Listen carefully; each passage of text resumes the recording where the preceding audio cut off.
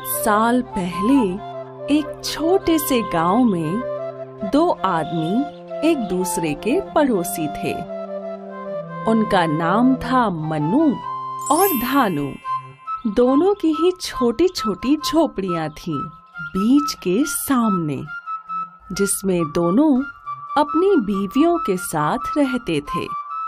दोनों ने ही अपने अपने छोटे से कमरे बनाए हुए थे। मन्नू गरीबी के कारण दुखी रहता था। अक्सर उन्हें भूखा रहना पड़ता था, इसीलिए हमेशा पूजा पाठ करता।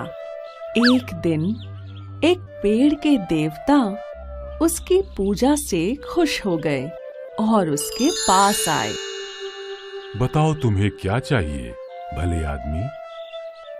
ओ भगवान, तुमने मेरी प्रार्थना सुन ली।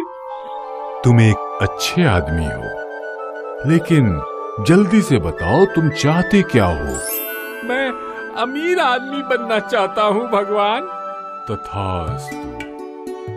सच में?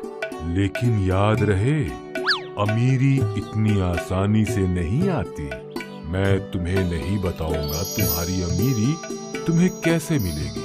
उसे तुम्हें खुद ही ढूंढना होगा। ठीक है भगवान, आपका बहुत बहुत शुक्रिया। मनु के बरामदे में बहुत लंबे लंबे नारियल के पेड़ लगे हुए थे, लेकिन उसने इन पेड़ों के बारे में कभी ध्यान नहीं दिया था। जल्दी ही ये नारियल पकने वाले हैं, क्यों ना इस बार इन्हें तोड़कर बेच आओ, इससे हमें पैसे मिल जाएंगे। ओ भाग्यवान, अब हमें नारियलों के बारे में सोचने की कोई जरूरत नहीं है। जल्द ही हम अमीर आदमी बनने वाले हैं, बस देखती जाओ। ओ लेकिन मन्नू को नहीं पता था कि भगवान ने अपनी कृपा इन्हीं नारियल पर की थी। इसके जरिए भगवान परीक्षा लेना चाहते थे। ओह, बड़ी अजीब बात है। कल तक तो ये नारियल छोटे छोटे थे, लेकिन आज ये बिल्कुल पके हुए लग रहे हैं। तुम्हें भी ऐसा लगता है? सच? क्या ये सच में इतनी जल्दी पक गए हैं? हाँ, तुम्हें ऊपर जाकर इन्हें तोड़कर लाना चाहिए। जाओ, इन्हें बाजार में बेच आओ। आज ही करना पड़ेगा। आज मन नहीं है। लेकिन नारियल पक गए हैं, वो तुम्हारा इंतजार नहीं करेंगे। नहीं, आज मेरा काम करने का मन नहीं है और नारियल भाग थोड़े ही जाएंगे। ये मैं कल करूँगा। खैर, क्या आज तक किसी आलसी आदमी से कोई काम करा पाया है? लेकिन जब मनु अपना आलसीपना दिखा रहा था, उसी रात धानु अपने बरामदे में बैठा था। दम दीदा, कितनी खूबसूरत रात है। ऐसी रातों में चमत्कार होते हैं। काश आज मेरे साथ भी कोई बढ़िया चमत्कार हो जाए। काश मुझे भी आज कुछ छप्पर फाड़ के मिल जाए।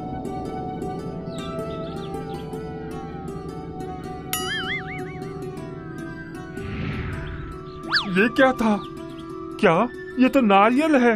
इतना पका हुआ है, इसमें तो बहुत मीठा पानी निकलेगा। वाह वाह वाह! 2 नारियल, दोनों मेरे ही बरामदे में आकर गिरे हैं। अब तो दोनों मेरे हैं। चलो, मनु को पता भी नहीं चलेगा। तुम मेरे लिए क्या लाए हो? नारियल? हाँ भाग्यवान, ये दोनों मनु के पेड़ से गिरे हैं। ये हमारे बरामदे में आ गिरे थे। तो हमें उसे बताना नहीं चाहिए? क्यों? जो हमारे बरामदे में गिरा है वो हमारा है। जाओ, ये दोनों नारियल तोड़ के ले आओ। मैं ठंडा नारियल पानी पीने के लिए आतुर हो रहा हूँ।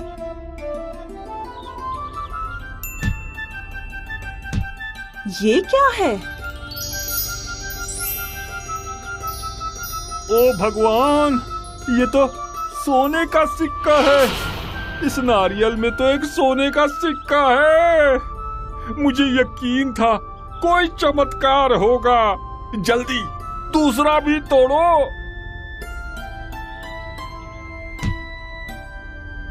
दो नारियल में 2 सोने के सिक्के। मैं तो बहुत किस्मत वाला हूँ। मुझे पक्का यकीन है कि उस पेड़ के हर नारियल में सोने का सिक्का है। जरा सोचो तो सही, अगर हमें वो सारे सिक्के मिल जाएं, तो हम अमीर हो जाएंगे। तुम देखती जाओ भाग्यवान। उस मनु को कभी पता नहीं चलेगा कि इन नारियल में क्या है। तुम्हें अपने चालाक पति पर बहुत गर्व होगा। अरे मनु, कितनी अच्छी सुबह है ना? हाँ धानु, लगता है तुम्हारे नारियल पक गए हैं। क्या तुम इन्हें तोड़ने वाले हो? पता नहीं, अभी काम करने का मन नहीं है। धानु भाई, मुझे नहीं लगता ये इन नारियल को कभी तोड़ेंगे। आपको तो पता ही है कि मेरे पति कितने आलसी आदमी हैं। चिंता मत करो। वैसे हर कोई नारियल के इतने लंबे पेड़ों पर नहीं चढ़ सकता। शायद उसे डर लगता है। अगर तुम चाहो तो मैं तोड़ कर ला सकता हूँ। और हाँ, अगर तुम चाहो मैं बाजार जाकर बेच भी आता हूँ और पैसे लाकर तुम्हें दे दूंगा। क्या तुम करोगे? हाँ बिल्कुल, कोई परेशानी नहीं है। अगर तुम चाहो तो मैं पूरा पेड़ खरीद लेता हूँ। हाँ, तुम इतना सोच क्यों रहे हो मनु?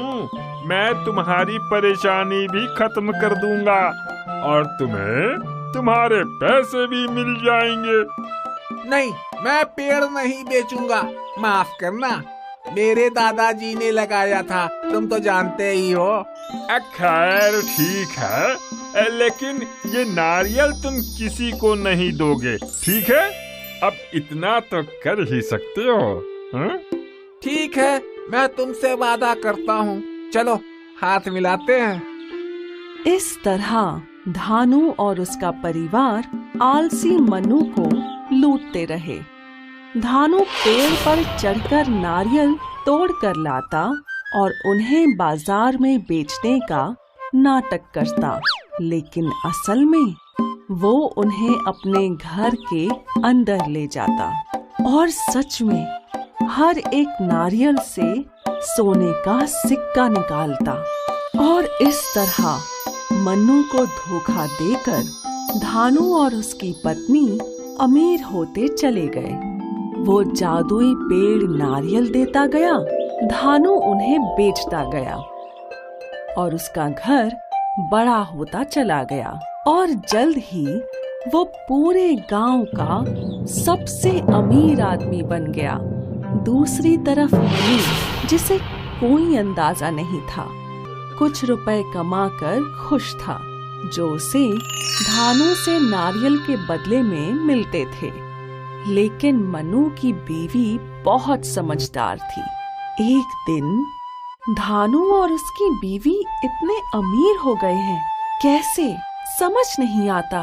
क्या पैसे आसमान से बरस रहे हैं?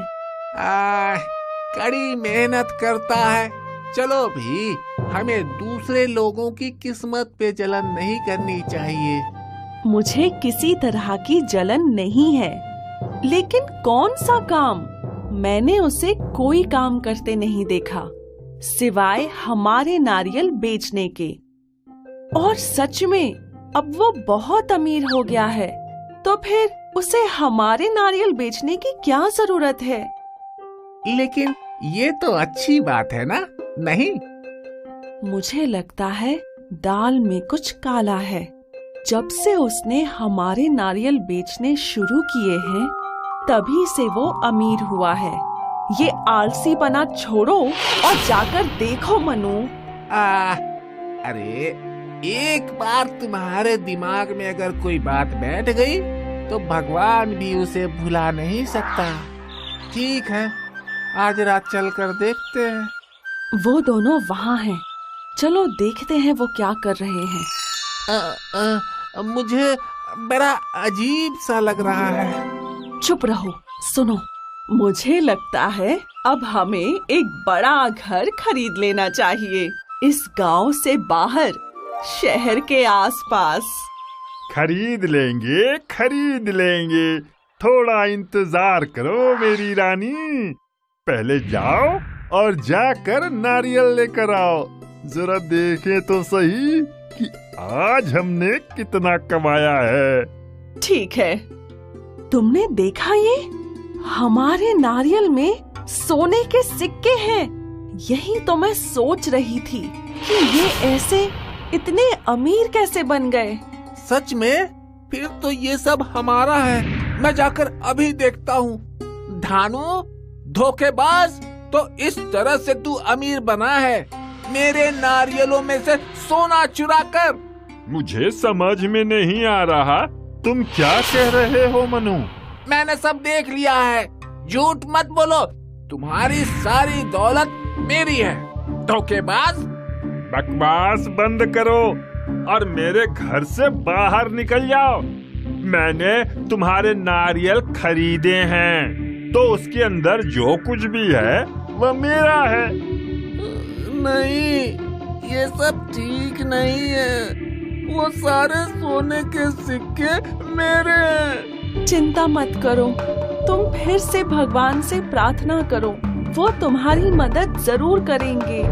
उस रात उसने कठोर प्रार्थना की। काफी देर के बाद भगवान फिर से सामने आए। क्या हुआ मनु?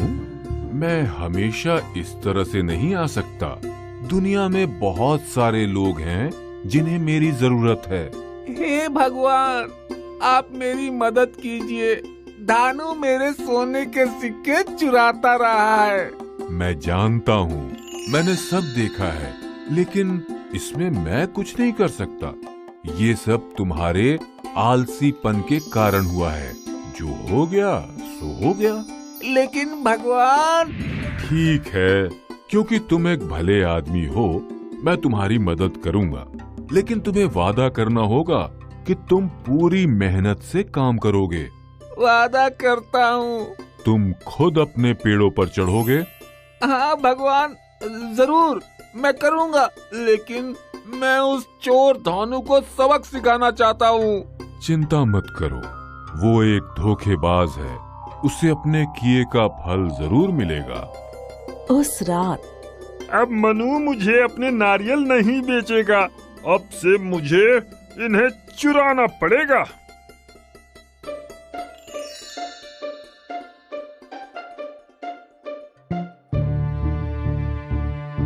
भाग्यवान, जल्दी करो, मैं नारियल ले आया हूँ। जल्दी से तोड़ो इन्हें। यहाँ ले आओ।